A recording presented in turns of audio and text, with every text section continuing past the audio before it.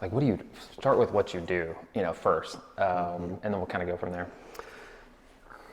Great question. I always think about that in terms of family. My wife, we've been married 28 years. We have 2 kids. We met on a blind date, which is an interesting story for another day.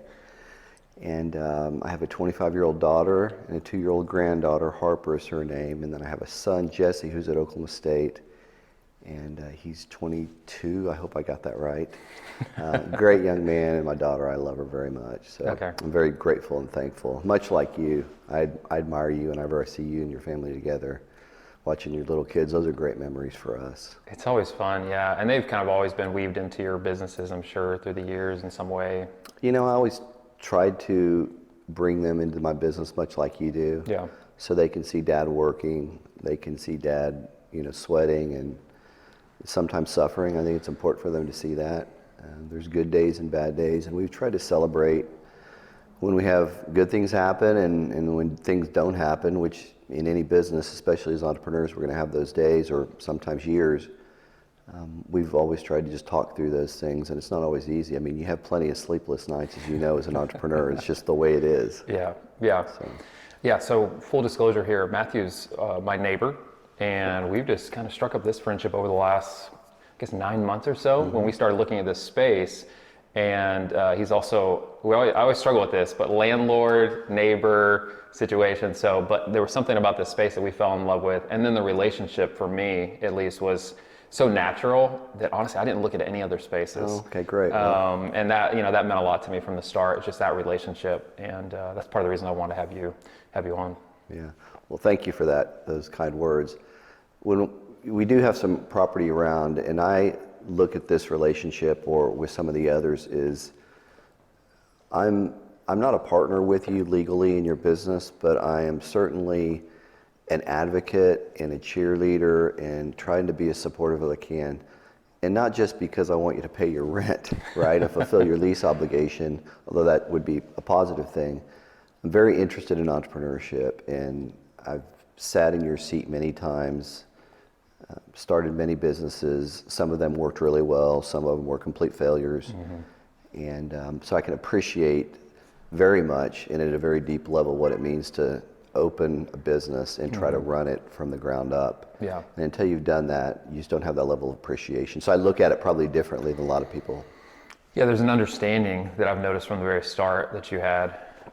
Talk about that more. So we had this interesting conversation a couple weeks ago where I was talking about how I had 20 jobs in 20 years, and this is our first full-time entrepreneurship project. We're kind of serial entrepreneurs, but nothing full-time. This is our first time doing something full steam.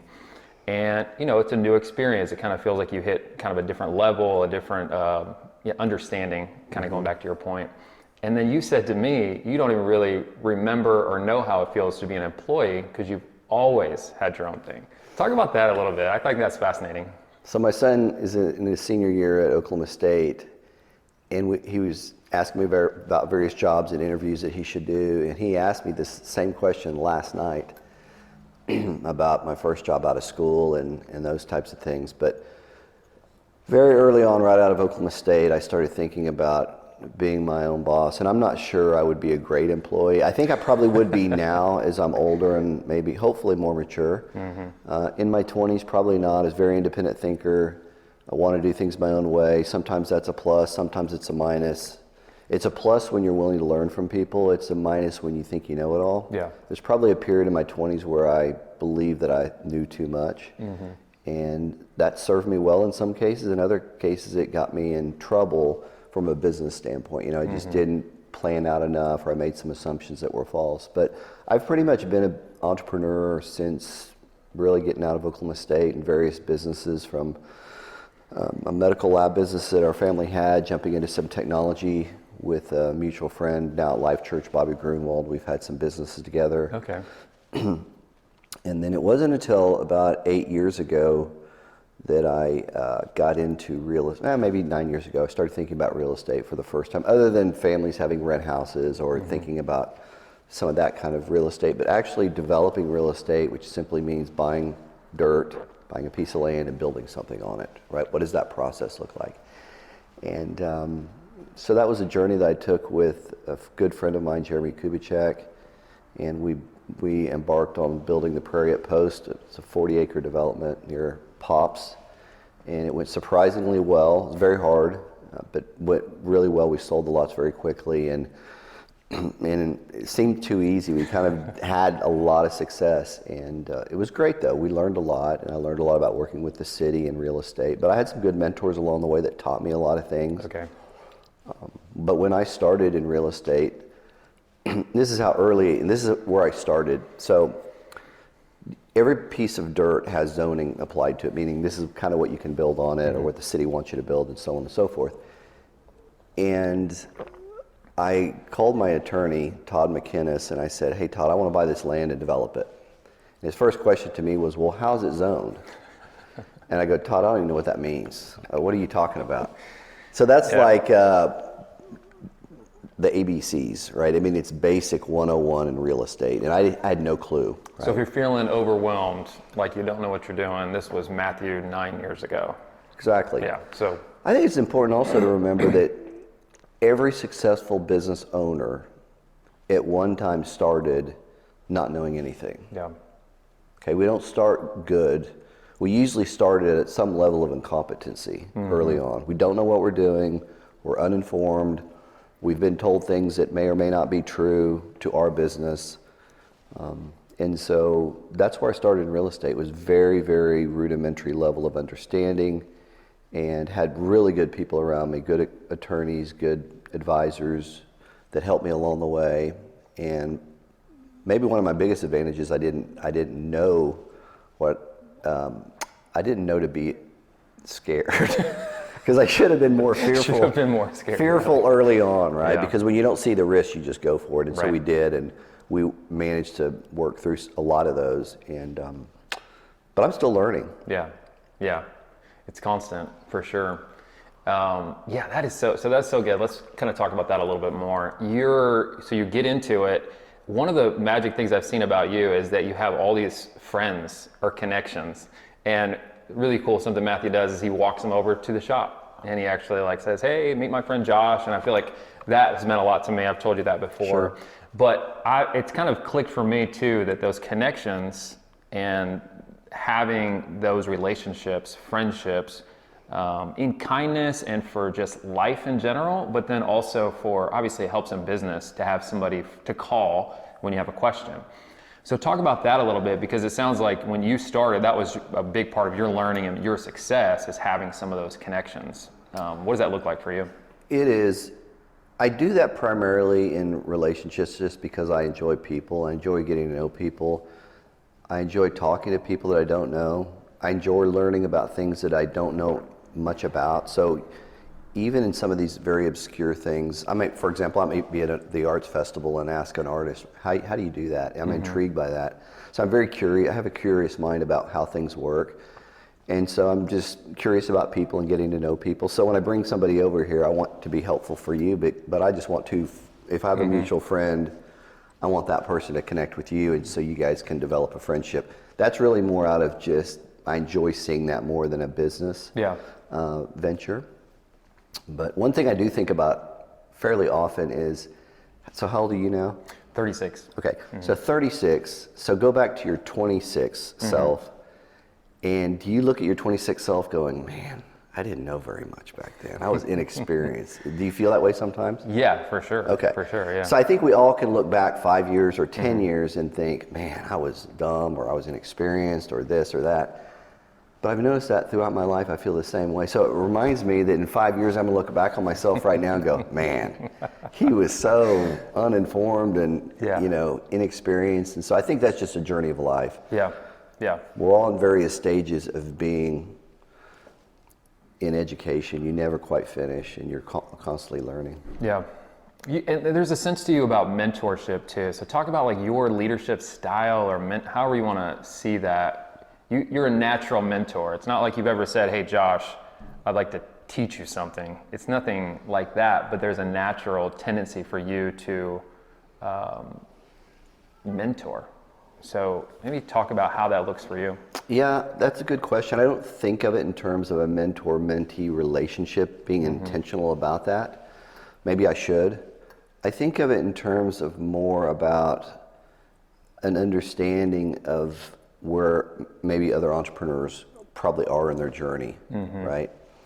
And when I look at some people in downtown Edmond, you or other people, for example, you know, you're a little bit younger than me. So Right. I'm 54 and you're in your 30s. And I remember being in that stage of struggling to, you know, to make it and be successful and keep the doors open and payroll and all those things. And even at 54, I still struggle with, you know, a lot of the same things, thinking, man, is this still going to work? And you never quite ever get out of it. Yeah. So I talk to friends all the time that are in the 50s, and we all think that, hey, if I can arrive here, Right. it's going to be peace and tranquility, and I've arrived. But even the guys that I know that have arrived there financially, you know, the Bible talks about this, is there's always going to be issues in your life. Yeah. You think you've arrived when you've made X dollars and you can, you know, or X income stream or whatever that is in your life that your goal is, and it's not. I mean, you have relational challenges, you have health challenges, you just got the challenges of life. And so we're all going through issues. Yeah. I don't know anybody, matter of fact, some of the wealthiest guys that I know struggle with a lot of things internally that you and I would never want to trade positions with them, right? But privately, no one knows it. Right. No one likes to talk about their dirty laundry Yeah. and things like that. So it's an appreciation and understanding for everybody's going through issues in life. Me, you, everybody in this room, and my wife and I say the only people who aren't going through challenges are the people we don't know well enough. Meaning, Wow, that's true, we yeah. just don't know. Yeah. Everybody is struggling with something Yeah. at all times. Yeah. Health, relationships, finances, pick your topic. But Yep. we're all struggling at one time. And knowing that the person that's getting out of this car right over here that just parked in front of our building, she's struggling with something. She just is. Yeah. What that is, I don't know. But getting to know her and helping her along in whatever journey that might be is something that it's pretty important to me. Yeah. I love that. I love that. It's got to build. There's a lot of wisdom in everything Matthew just said there.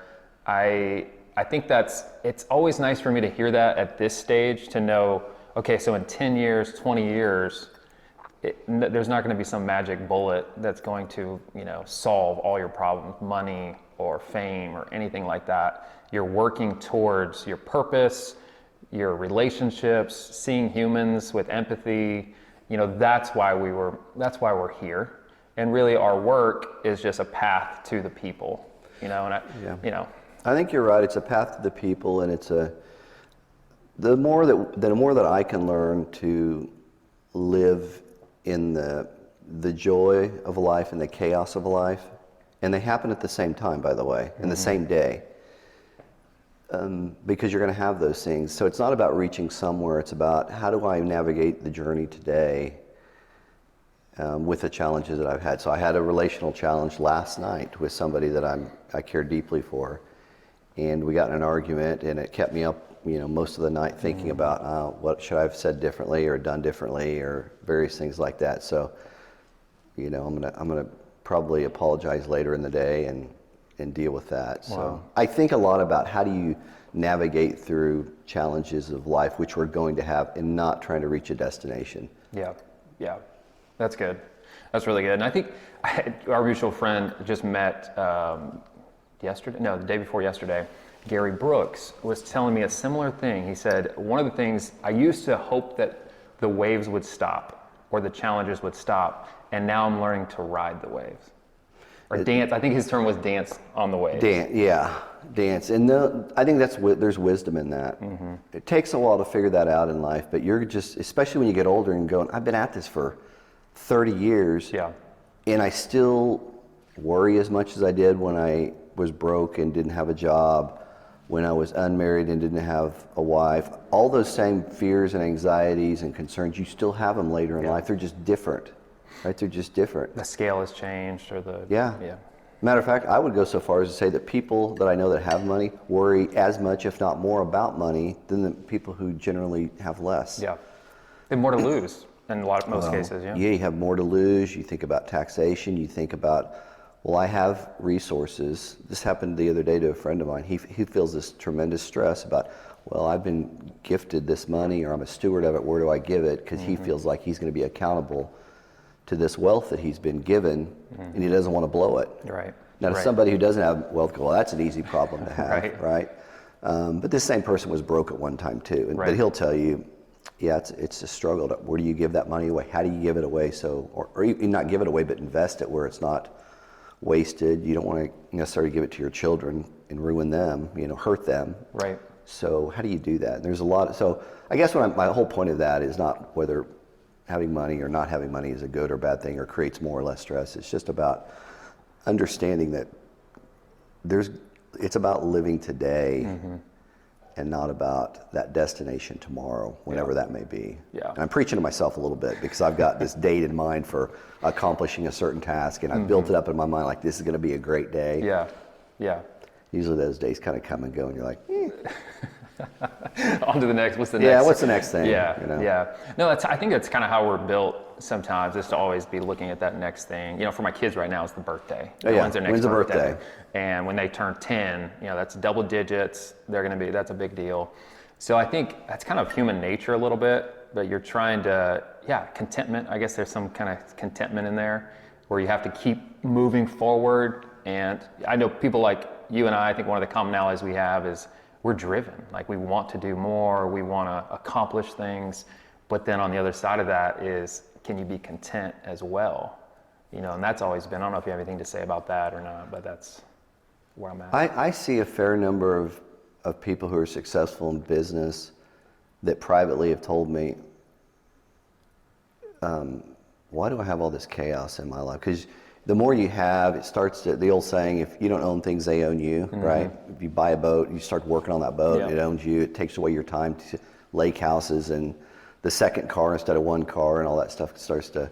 More money, more problems. Yeah, but no money, no problems, right? So it's rich man problem, poor man problems. Everybody kind of has those same things.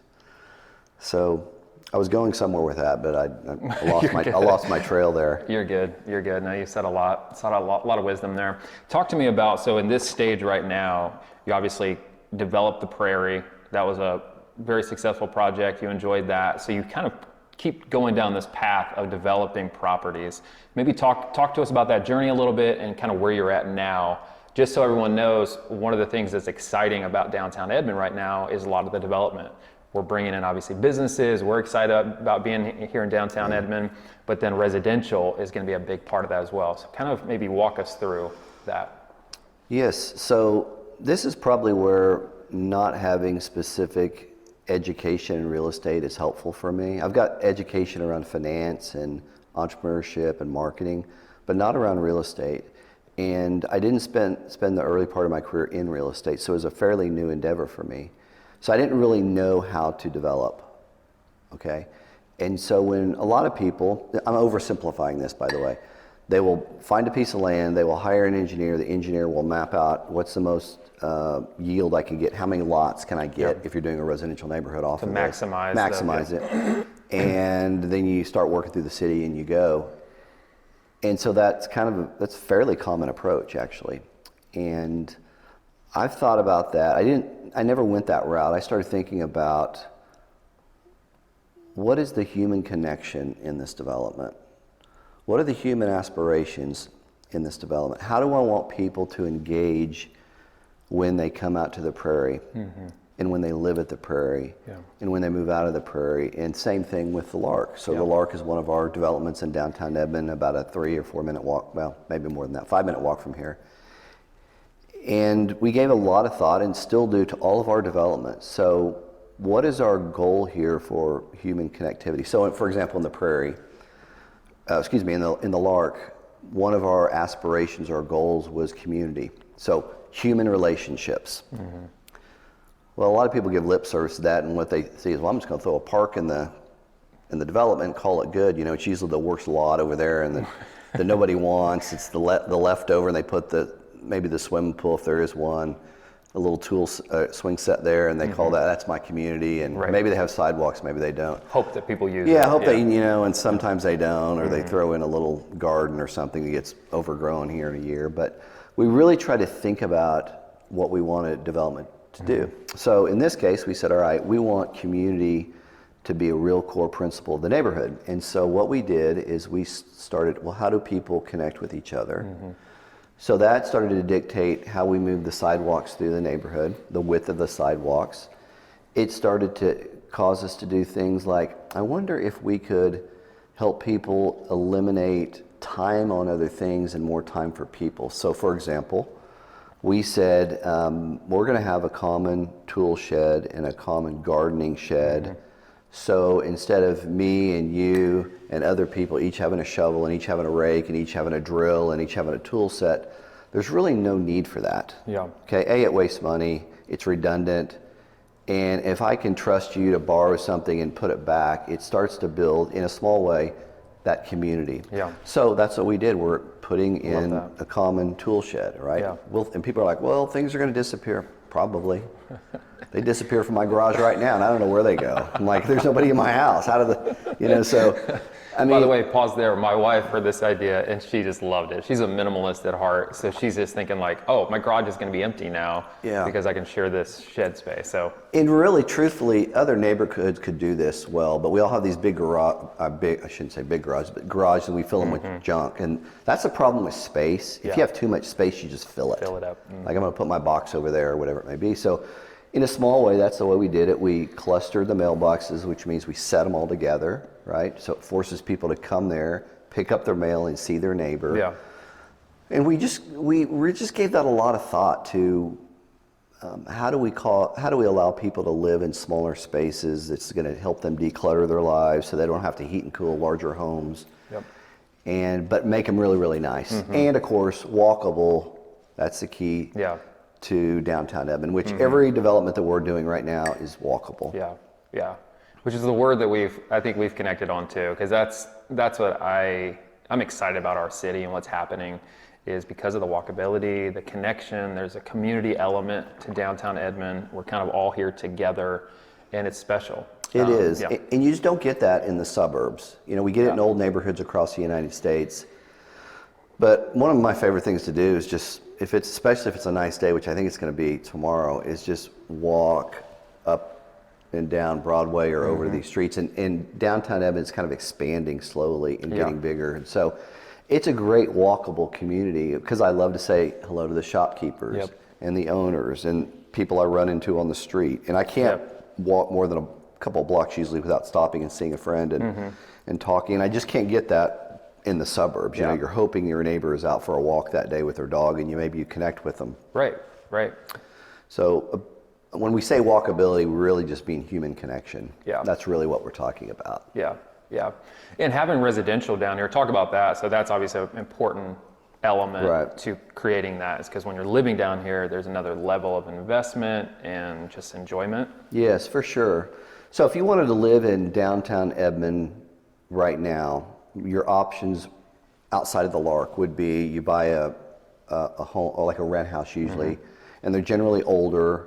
I'm not saying that's good or bad, I'm just saying they're generally older, and if you want to make them that step up, you've got to do a remodel. Okay. Because there's basically no new construction in downtown Edmond before the Lark came along. So the Lark is the first neighborhood where you can actually go buy a unit.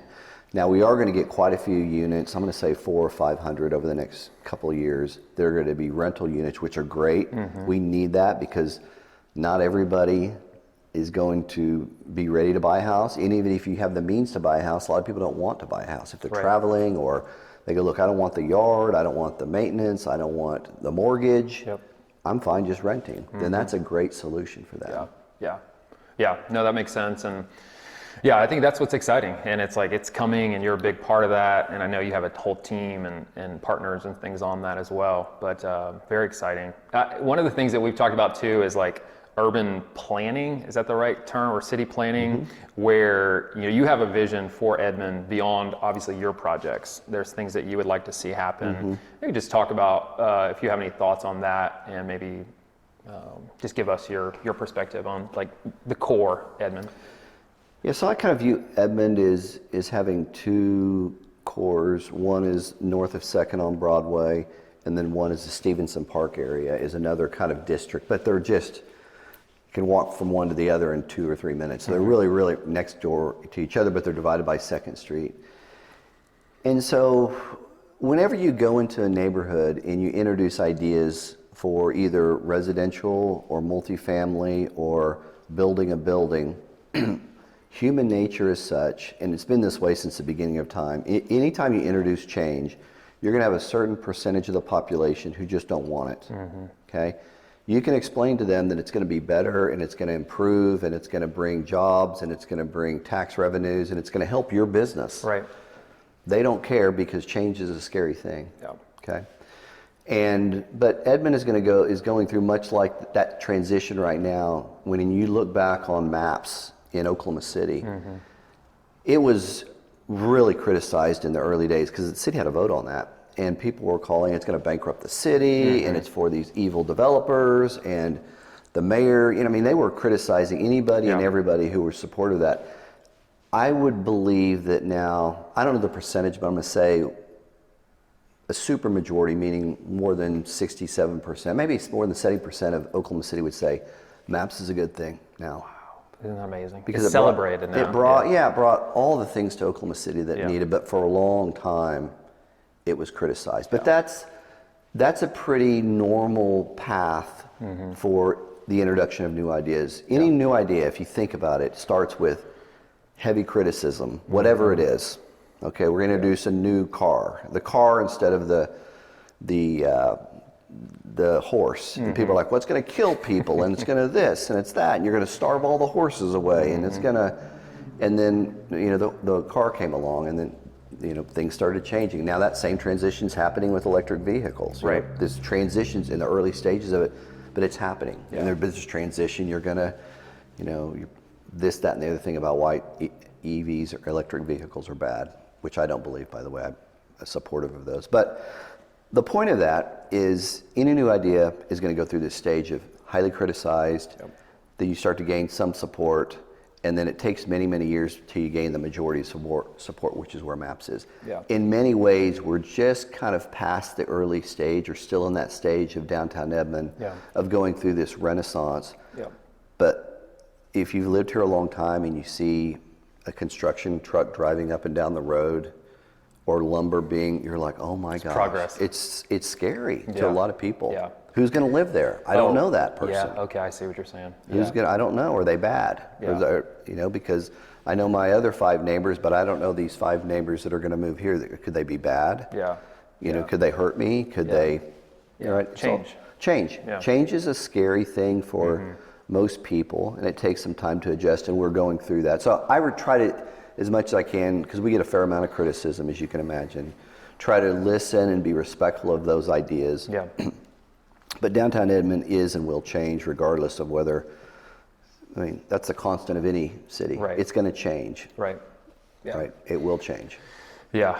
That's, and I think that's, it takes, if it was easy, I always tell my kids, if it was easy, everyone would do it, right? So it takes people out on the front lines, but it doesn't mean it's easy. And sometimes it can look like, oh, well, they're just, doing so well, or it looks easy for them. But it isn't. It's a challenge for even someone like you that has connections and is making progress. There's always going to be the difficult parts of it, Yeah, I would go so far as to say anybody that I know or have observed that's doing anything that the public might consider exciting or big is hard. For a lot of the reasons we're talking about. Yeah. You're just going to get natural opposition to it. Yeah. Okay, you just will. When you started your business, not everybody in your life was probably supportive of that. You had people that go, don't do it, you're making a mistake, all these reasons, and we're going to get that. I get that. Right. So, creativity to start something takes a lot of courage. Yeah. To open an optical shop takes courage. So I have a high level of respect for all of our merchants in downtown Edmond, or really anywhere that are trying to do this, because I'm sure they have all had various forms of criticism in their life by somebody. Yeah. If you don't want to be criticized, just don't do anything. Right. Don't say anything, don't do anything, be absolutely quiet and don't take a risk. Yep. And then you won't get criticized, but you might get to the end of your life going, gosh, I wish I would have. Yeah, and maybe just push into that just a little bit. So is it because I think I guess the message that I want people to hear is it's hard, but it's worth it. Do it, but just know going into it, there's going to be some challenges. Just know, and that gives you more resilience going into it. It's not going to be easy, but go for it. Is that your message, or what is your perspective on that? My perspective on that is anything in life that you will eventually be glad you did was hard at one time. Yeah. Going on a date with your wife, asking her out, you're like, man, this is scary, right? Put myself out there. Yeah. Or having kids. Yeah. You're like, I don't know if I can do this. This is hard, especially that you have them in their first few months. You're like, oh my gosh, what have I got myself into? Right. And so development's the same way. Real estate, but it's not any harder or easier than anybody else. The guy that's picking up the trash, I respect what he does. He's got challenges too, just like we all do. Right. So there's not this. I don't view the world as different levels of wealth and income. I view it as we're all in this journey together. Yeah. Our bank accounts may be a little bit different, but we all struggle with the same things. Yep. Anxiety, fears, doubts, self-doubt. Am I an imposter? Should I even be doing this? I don't know what I'm doing. Yeah. Yeah. Right? Yeah. I'm failing at this. Behind closed doors, most of the most successful people they just are. The same issues that we all deal with, they do. There's not haves and there's not people who have it all together. Nobody has it all together. I assure you. We're all messed up in some way. And they may look like they have it together. No, but like you there's said, no such thing. Until you get to, what did you say earlier, you and your wife say, when you get to know them. The only people who don't have problems are the people we don't know very well. Don't know well enough, right? Meaning we all have them. Yeah, and keep that in mind the next time you think that, you're the only one with problems, or they have it, I wish I was them, or comparison, that can be such a... Oh, comparison's the worst. Yeah. Because you take what you see on the outside from somebody else, and you go, I wish I would had that. And if you really knew I would say majority of the time, you're like, I don't want to trade, I don't want to trade places with you. Right, if you knew the whole story. If you knew the whole story, because we all struggle. Yeah. I think that human that's what I love about, and I think our relationship too, is just like that human connectedness. Like, hey, we're connected. We're humans together, and I want you to meet my friends. I've introduced my friends to you, and it's like this. That's the way it feels like. That's the way it should be. Like we're all in this together. We are in this together. And I think you and I are very serious about our businesses, right? Like we're focused on those. Like Matthew's not coming in here chatting every day with me, so he's serious about his business. He's working on his thing.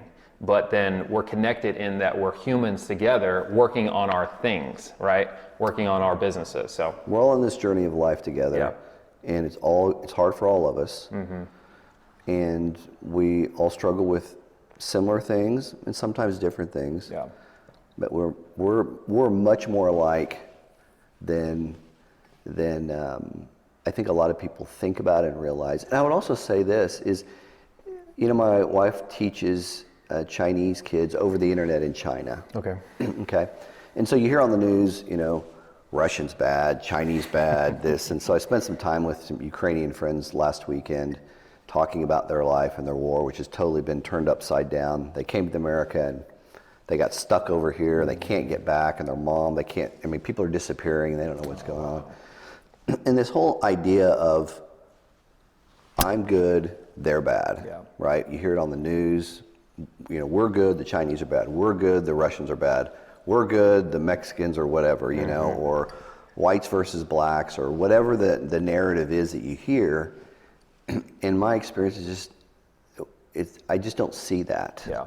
We all want to enjoy our spouse. We all want to have a family that we love and they love us. We all enjoy a good meal. None of us like war. Right. Why do the politicians, I don't want to get off on that subject, but we fight too much. We argue too much, but that's for the politicians to go straighten out, I guess. I don't know.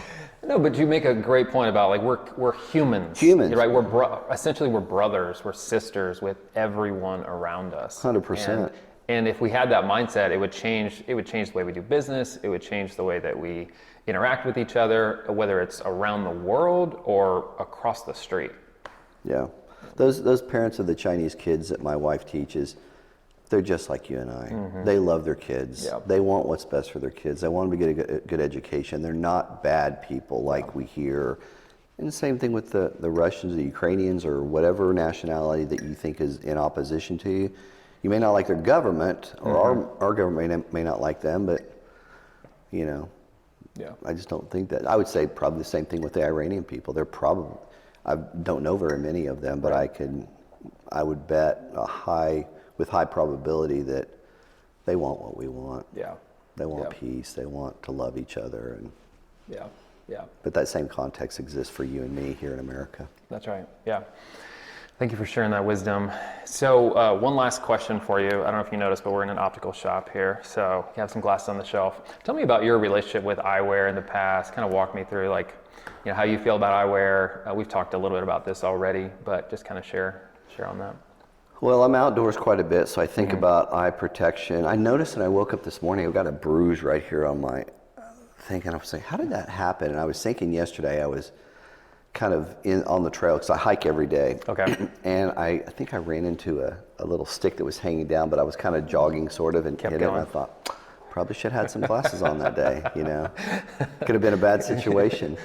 We can help with that, Matt. Yeah, we can. Which my wife said this morning, hey, can I come up? And I said, well, yeah, let's get up here. But she's doing the trails today. But I think of eyewear just in terms of something that, I wore glasses for a long time, but I had LASIK. And although now I don't see well up close, I guess that's just because of the birthdays that I've had. It happens to all of us, yeah. So, but I just look at it as something that that we all use, we all need. Does anybody not wear glasses? Is there anybody that doesn't? At some point, everyone does. Now, there's probably a slight percentage, but basically anyone over 45, you're going to need some kind of correction. I wear, but I would think just from a sunglasses perspective, everybody. Yeah. You know, I mean, certainly we feel like they should, protecting the eyes with sunglasses and stuff. But that's a great question. I would think that probably everybody at some point is putting glasses on their face. Yeah. I guess. Yeah. Even kids, we brought in that kids collection because my kids, they love eyewear. But even sunglasses for kids, it's nice to know that your kids' eyes are protected too from the sun, even if they don't have correction. Yeah. So I don't think I need correction, although except for maybe some readers or something like that. Yeah. But I look at them more as a just sun protection. Yeah. And the UP, what is it? UV. Yeah. UV, so that tells you my level of understanding. I don't know anything about it. Other than, I don't really know what that means when I read the labels at the store. What does this mean? This 100% of this, but not that, and, So I've worn, I'm sure, over the years, things that probably don't do much good. Right. This would be my guess. Right. I do a fair amount of fly fishing in the summertime, and so that's a big deal because you got this projectile that's swinging by your head here when you're doing the fly motion, And so that's critical because I've hooked myself multiple times, thankfully not on the eye, but I almost always wear glasses when I'm doing that. Yeah. Or generally any activity or anything outside in the summer, just for eye protection. Dust seems to help with dust a little bit. Especially here in Oklahoma, for sure. You get that. Yeah. So. Yeah, no, I like that. And the polarized with fly fishing, I have a lot of clients that love polarized because you can see right down in the water. It makes a big difference. It really does. Because when you're fishing, it sounds crazy, but you're in this big river and maybe you're either floating down it in a boat or you're standing in it. And the difference between catching a fish in a river like that is the difference between you casting on that side or that side, and it could be a foot window. So if a lot of people think, well, you're just out there randomly, and you're not. You are very specifically targeting very narrow areas based upon how you're reading the current, how you're the bubble line, right? That tells you a lot. The eddy of a current. So you got to learn we call them reading the water. You learn to read water. And then based upon how you read the water, you know that the probability of a fish, I know this isn't a fishing show, is more likely to be on the right side of that stone that I see underwater. Maybe that's underwater 2 feet. Without my polarized, I can't see it. Yeah. With Yeah. it, I can see it, and I can predict my cast on the right side is more likely to produce a fish than the one on the left side. Wow. It's deeper, for example. Yeah. Yeah. And so if I spend all day fishing and I'm taking more high probability casts in better water, Yep. then my probability goes up tenfold. So you can watch a really experienced fisherman, same equipment, same fly, for example. Yeah. One guy's in the water and one guy's caught 10 fish, the other guy's caught nothing and they don't know why. Wow. So that's like the skill in. It's a skill, yeah. You got to learn to read water, and eyesight is obviously a big part of that. As a matter of fact, whenever you go fishing with a guide, they're like, you got to have polarized glasses. If you don't have polarized glasses, you're just going to catch less fish. You just will. Wow. Man, I got an education on the polarized lenses and fishing, and I love that, man. That is, that's great. And I actually want to go fly fishing sometime. Maybe you can tell me where to go. And I like being out in nature, and I think like the rhythm of that. I've done a lot of like, just casting fishing, just bobber or whatever growing up. But that fly fishing just seems so much more active and fun. Well, trout live in beautiful places. Oh, okay. Yeah. Yeah.